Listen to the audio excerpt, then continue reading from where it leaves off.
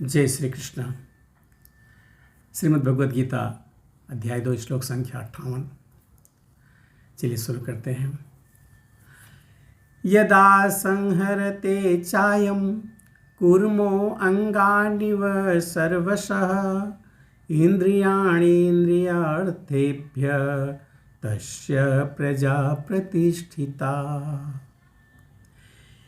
यदा संहरते चायं, चायम च अयम दो शब्द हैं। यथा जब संहरते समेट लेता है, कूर्मो अंगानिव सर्वशः। कूर्म कहते हैं कछुए को। जैसे कछुआ अपने संपूर्ण अंगों को संकुचित करके खोल के अंदर ले लेता है, भीतर ले लेता है। इंद्रियार्थेभ्य तस्य प्रज्ञा प्रतिष्ठिता। उसी प्रकार मनुष्य को अपने इंद्रियों को इंद्रिय विषयों से खींच लेता है।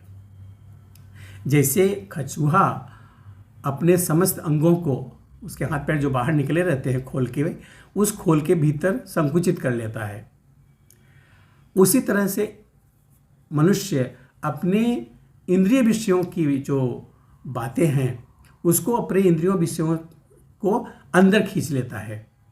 वही पूर्ण चेतना में दृढ़पूर्वक स्थिर है। क्या अर्थ बन रहा है?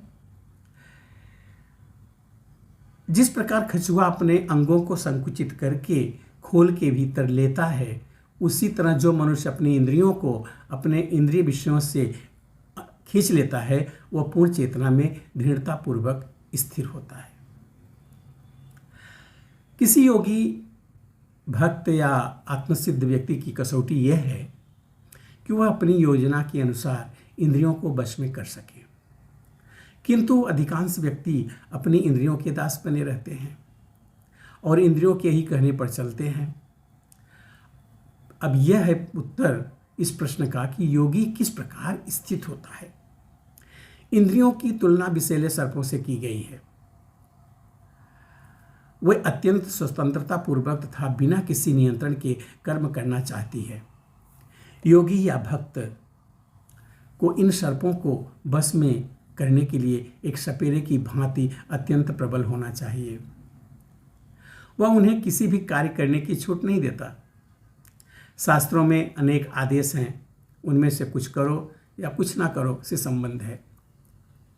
जब तक कोई इन करो या ना करो का पालन नहीं कर पाता और इंद्रिय भोग पर संयम नहीं बरतता है, तब तक उसका कृष्ण भावनामृत में स्थित होना या स्थिर हो पाना असंभव है। यहाँ पर सर्वश्रेष्ठ उदाहरण कछुए का है। वह किसी भी समय अपने अंग समेट सकता है और पुनः विशिष्ट उद्देश्यों के प्रकट होने पर उसे बाहर निकाल लेता है। इसी प्रकार कृष्ण भावना भावित व्यक्तियों की इंद्रियां भी केवल भगवान की विशिष्ट योजनाओं के लिए काम आती हैं, अन्यथा उनका संकोच कर लिया जाता है।